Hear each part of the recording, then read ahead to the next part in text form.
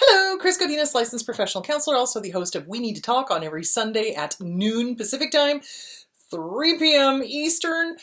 This video is for educational and informational purposes only. The views and opinions stated herein are mine and mine alone. They do not represent the ACA, the APA, or any other therapist for that matter.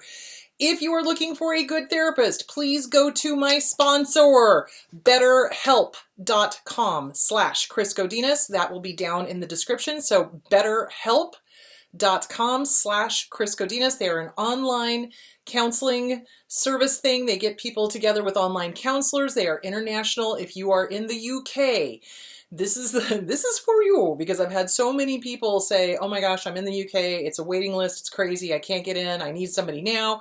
They will put you together with somebody here in the States. Obviously, there's going to be a time difference, so you guys are going to have to figure that out.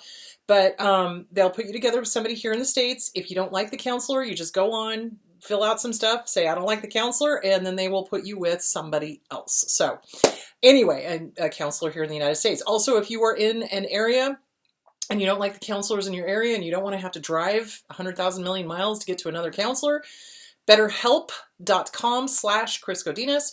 It'll be down in the description. They will find somebody in your state. They will pair you with somebody in your state. They are all master's level or above. So they're either master's level or PhD. So there it is, and they are licensed. So there that is. So betterhelp.com/Chris Godinez. Thank you guys. So, all right, there's that. All right, let's dive into the questions. Can you discuss anxiety and OCD? Is it caused by trauma, or what does it look like? Yes. So both anxiety and OCD tend to come from trauma. So remember, it's like our amygdala is looking for danger, right? And as soon as it perceives something that's dangerous, it's going to light up like a Christmas tree, tell the hippocampus, hypothalamus, oh my God, oh my God, oh my God, we need cortisol.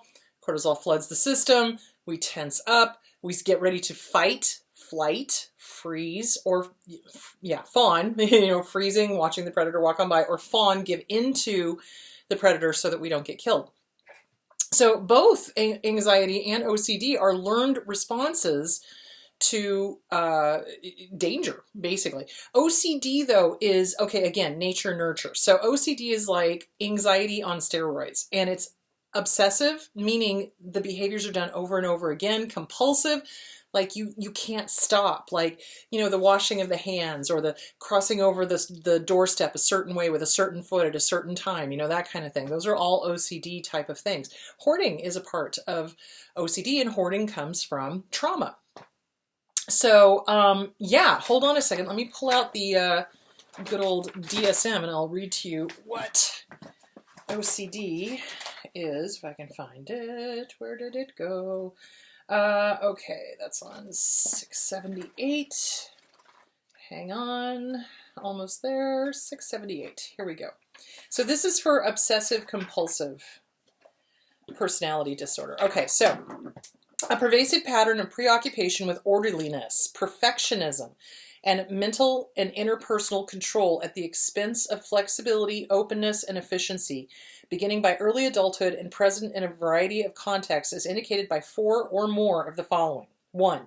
Is preoccupied with details, rules, lists, orders, organization, or schedules to the extent that the major point of the activity is lost. So they're so wrapped up in the rules of it that the major point of the activity is just out the window. Shows perfectionism that interferes with task completion, unable to complete a project because his or her own overly strict standards are not met. And so that prevents people from releasing a thing they were working on. Well, it's not good enough. Well, it's not perfect. Well, it's not, I need to tinker with it. I need to make it better. I can't let it go. It can't, so they are unable to live with good enough. They are living in this world of, no, it has to be perfect, and therefore they are unable to ever complete the task because it's never good enough, and it's heartbreaking. Number 3, is excessively devoted to work and productivity to the exclusion of leisure activities and friendships, not accounted for by obvious economic necessity. So some people who are workaholics, OCD, they have to be at work 24/7. That is their entire life. They don't have friends. They don't have social activities. They don't see the point of it. It's, it's all about producing. Number 4 is over conscientious, scrupulous, and inflexible about matters of morality, ethics, or values not accounted for by cultural or religious identification. Is unable to discard worn out or worthless objects even when they have no sentimental value. And that's where the hoarding kind of comes in. Number 6 is reluctant to delegate tasks or to work with others unless they submit exactly to his or her way of doing things.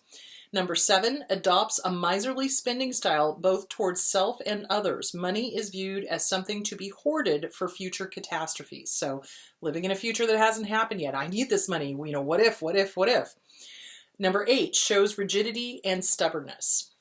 So yeah, OCD is usually born of some sort of trauma, but there is usually a nature component to that as well. Anxiety is when you're constantly, hyper aware. You're looking for a danger all the time. That's part of CPTSD. It's part of PTSD. So yeah, I think they're both born of trauma. I do believe it's just that some people can work with the anxiety and other people go off into that spectrum. Remember, traits of down here, full blown down here. So similar but different. And with OCD, it usually takes medication. So that says to me that it's a brain issue more than a behavioral issue. They're predisposed to the hoarding. They're predisposed to the rumination and the circular logic and the thinking things over and over and over and over again, that kind of thing. So yeah, there are medications that can help with OCD. There are medications that can help with anxiety. I would prefer people to try handling it without medications first. But if it's to the point where it's ruining your life, then yeah, absolutely get onto a medication that will help you with that. So hope that answered your question.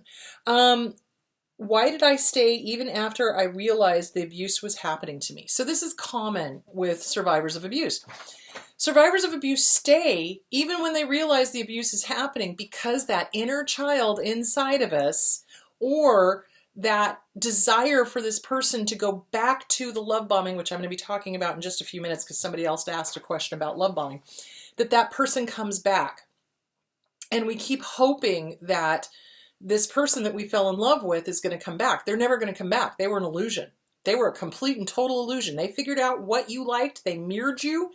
And then as soon as their mask came off, oh boy, howdy, the abuse started. And we keep going, but where's this person that I loved? Where's this person that really got me? Where's this person that, well, they were an illusion. They were an illusion.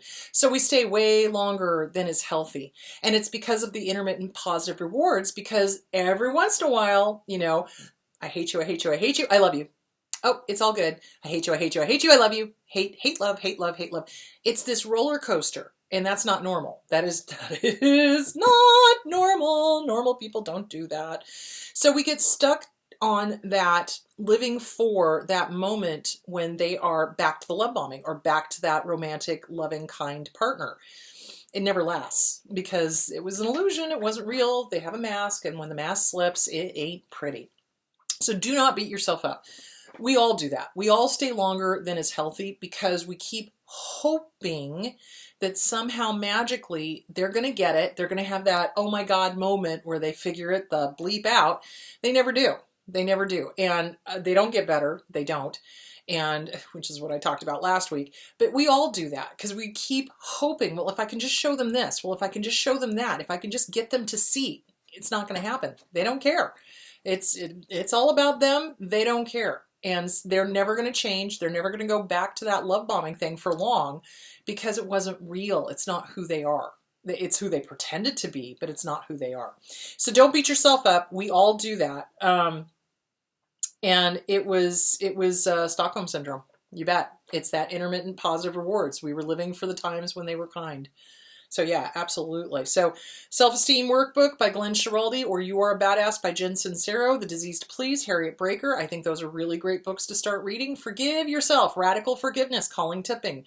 Radical Self-Forgiveness, also Colin Tipping. I love his books. I was so sad to hear that he had passed because he was just phenomenal. So I love his books. So go look into Colin Tipping's books about how to forgive ourselves, how to forgive others, how to, because we beat ourselves up. Well, why did I stay so long? Well, we stayed because they conditioned us like a dog to stay. Intermittent positive rewards. That's how you train dogs. You know, seriously, that's what they do.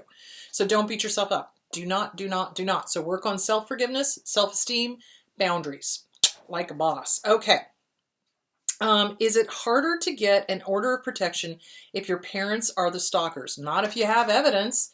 If you can show, it doesn't matter if they're the parent or not. If you can show that this person is harassing you, stalking you, threatening you, et cetera, et cetera, et cetera. But you have to have proof. You can't just walk into the judge and be like, well, they're doing this. Well, where's your proof?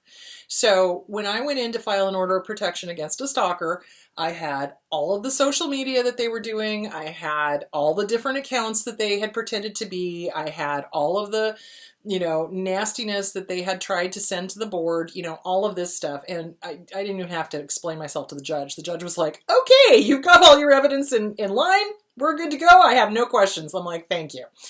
So you got to have evidence. So make sure that if there is stalking going on, that you've got evidence. Are they stalking you on, you know, on social media? Are they stalking you on through email? Are they stalking you on, you know, like showing up to your work or showing up to where you are or whatever? You know, that's stalking. If you have witnesses, call in those witnesses. It doesn't matter whether the person's a parent or not, but you got to have evidence. You can't just walk in and go, well, this happened. You have to be able to prove it. So, and it's really not that hard. Stalkers, for the most part, are pretty stupid because they don't understand that the law is not just going to take their side. They honestly think that they're above the law because they're psychotic. So, yeah, they are going to not understand that. It's really easy to catch them because they'll just be right out there in public, obviously stalking you. So, yeah, so you just get evidence, you just get witnesses, you get your ducks in a row, and then you go file an order of protection. You know, if they're calling you constantly, if they're constantly harassing you by telephone and you've told them to please stop, the same thing. They do it through email, please stop, you know, and then block them, and then they start calling you from different numbers. That's harassment. That's clearly you've said stop, and then you block them, and then they continue to call, and that's hello, you've got harassment. So yeah. Okay. Is it normal for them to change the rules every single time you see them? Yes. And the reason they do this is to keep people on their toes, walking on eggshells, so that they have absolutely no clue how to behave. And so they're so busy trying to figure out what the rules are. Plus the fact these people are sadists and they enjoy making people wrong. Well, I've changed the rules. Well, we're doing it this way now. How dare you? How dare you not know? How dare you? Da da da da da. And then they, you know, beat them up, make them wrong, yell at them, whatever. It's just an excuse for them to start crap, basically. So yeah, they change the rules all the damn time. That is not normal. What is the difference between narcissistic and borderline rage? Very little. Both are, well, both are intended to manipulate and control. The narcissistic one is a little more malice aforethought. The borderline rage is a lot of word salad, and it's based in fear. They're terrified of being abandoned. So they will just, you know, go off on a tangent and start going and not make sense. Narcissists do that as well, but usually with their rage, there's an agenda. There's something they want to get out that they want to make sure you know. With a borderline rage, there's a lot of word salad. There's a lot of, you know, screaming and crying and fear, basically, but it's coming out as rage. With the narcissist, there's no fear there. It's all just rage and an agenda. So that's what I would say would be the main difference between the two of them. Okay, I don't understand the love bombing and the discard. It's breaking my heart. Why did they do this? Short answer, they're evil. Long answer, it's a way to hook people. So the love bombing is where you meet the person and the abuser has to be melded to their target immediately. So when they love bomb, it's like Hans and Anna from Frozen. You know, you like pizza, I like pizza. You like to ice skate, I like to ice skate. You like moose, I like moose. You know, that whole thing. And as soon as they get them, though, you know, the mask slips and then the discard begins. So what they do is they build you up and tell you how wonderful you are and how you're soulmates and how you're meant to be together and, you know, how alike you are and this, that, and the other. In the meanwhile, while they're doing the love bombing, they're also mining you for information. You know, tell me about your family. Tell me about your worst relationships. Tell me about this. Tell me about that. What are you afraid of? What's your insecurities? Blah, blah, blah, blah, blah. I mean, they don't come out and say it like that, but they share in the hopes that you're going to overshare, which is what a lot of targets of abuse do. And then they take that information that was said, you know, given to them freely during the love bombing phase, when they're telling you how wonderful you are, you're so smart, you're so beautiful, you're so this, you're so that.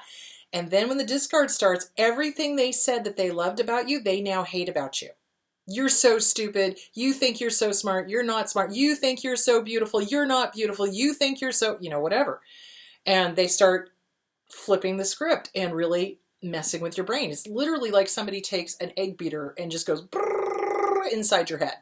It really is, because it's like, it's upside down land. It's upside down and backwards land. It's like, you know, Alice through the looking glass. It's like everything you thought you knew, you didn't, you know, because they put on this beautiful mask of, oh, I'm wonderful, I'm kind, I'm gentle, I'm empathic, I'm this, that, I'm that. And then when the mask slips and they start saying the most vile things to their target of abuse and really going for the emotional jugular, you know, that's where the cognitive dissonance comes in. That's when your mind is just like, wait a minute, this person said they loved me. This person said they adored me. This person said that they put me up on a pedestal. This person said this. This person said that. And now they're doing the polar opposite. And your brain is just like doing somersaults, trying to catch up and figure out what the heck's going on. That's why the love bombing and the discard are so devastating and so devious, so malicious. That's absolutely what they are going for, is they want that cognitive dissonance. And then when you've broken down to the point where you're like ready to leave, they'll start the love bombing again. Very short amount of time. It gets shorter and shorter each time. And then the devalue and the discard gets bigger and bigger. And the abuse gets bigger and bigger. It never ends well. It never ends well. And of course, the target is left going, what did I do wrong? What did I do wrong? Honey, you did nothing wrong. It's not you. You're not the problem. Healthy, normal people do not love bomb and then discard. They don't. They don't love bomb, period. They just don't. And they don't discard. They don't, you know? So it is a very diabolical way of manipulation and control. And they also have to meld with their target of abuse immediately. So these are the ones, this should be a huge red flag. When you meet somebody and you start going out and they want to be with you every waking second of the day, or within a week or two, you're their boyfriend or girlfriend, you know, and after that, they're leaving stuff over at your house and wanting to spend the night all the time. And, you know, and then pretty soon their little tentacles have gotten wrapped into your life and you have a really hard time getting rid of them. So, and that's their intent. They need to hook the target of abuse and make the target of abuse feel like they are loved, that, you know, this is a twin flame, this is my soulmate, this is, you know, this person gets me. And then as soon as the target of abuse is comfortable and secure, that's when they start the discard. That's when they start the devaluing. And it's sadistic and they enjoy it. They enjoy it. You watch their faces. They enjoy it. So there is that. My friend dove headfirst into another abusive relationship. Why? Okay, this goes with the love bombing and the intermittent positive rewards. If someone has not worked on their own issues, if they have not fixed their picker, if they have not figured out what this original abuse was, what this original wound was, what they will do is the inner child will look outside and go, oh, there's somebody that sort of kind of reminds me of mom or dad or whoever the caregiver was. If I can make them love me, I prove these people wrong. And so the inner child is the one that's driving those relationships. So half of a doo-doo sandwich, half of a doo-doo sandwich, total doo-doo sandwich. And then they start the abuse cycle all over again. They get with somebody who maybe abuses in a different way. So let's say they left a overt narcissist. They go for a covert narcissist. They go for one who plays the victim, who's always, you know, nobody likes me, and you know, nobody understands me, nobody likes me, I'm the constant victim, martyr, martyr, martyr. That's the covert narcissist, you know. Easily offended, kind of mimics the borderline stuff, but it's more insidious. It's intentional. So if they have not fixed their picker, if they have not worked on the issues of the family of origin, they will continue to get involved in abusive relationships until they are willing to take a look at this original wound over here. And if they don't, they will just continue a series of abusive relationships, each one more abusive than the last in different ways. So they'll go from covert to communal, or communal to overt, or overt to covert. You know, it's like they just keep rolling, you know, trying different combinations, seeing if they can fix this with that. And you can't. You can't. It doesn't work that way. So that is why that happens. You got to work on yourself. You got to work on your family of origin. You got to work on, okay, why am I attracted to this person? What is it that I'm trying to fix in myself? What am I trying to heal in myself? You know, and you've got to be introspective, and you've got to be willing to work on it. So, and the fear is a lot for people coming out of abusive relationships, because you're having to address family of origin issues. You're having to address inner child stuff. Inner Child Workbook, Catherine Taylor, great book. You know, you're having to address, oh, wow, my picker is broken. Yeah, I did do it again, you know, taking ownership and responsibility. So yeah, it's a lot of work, but believe me, it's worth it. You do that, you make yourself bulletproof. So you start taking ownership, you start working through it, you start figuring out what went on in the family of origin, why you were picking these people, why these people came into your realm of existence, and why you let them in.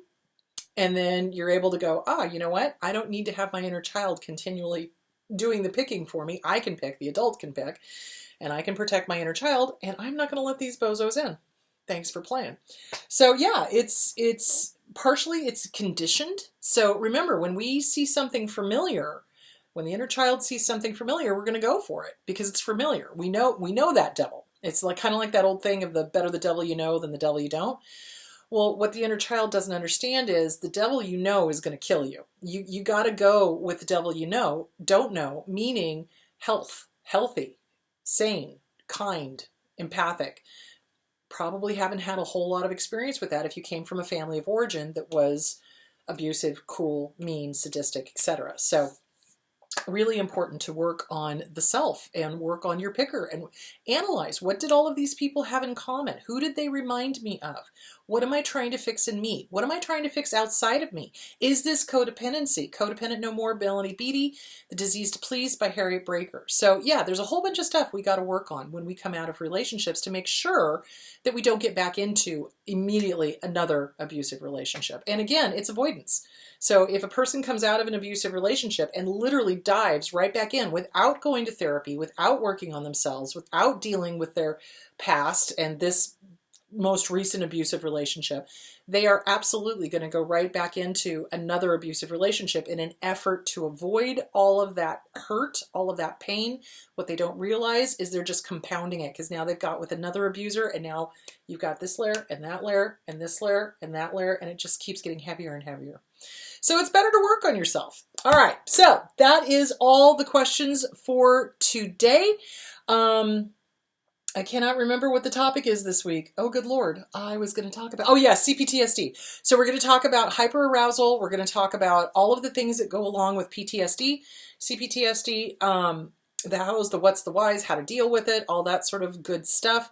So that will be on Sunday. Again, I want to thank my sponsor, BetterHelp with a P, BetterHelp.com/Chris Godinez. That'll be down in the description. So that is it. Cannot think of anything else. You guys have a great week, and I will talk to you later.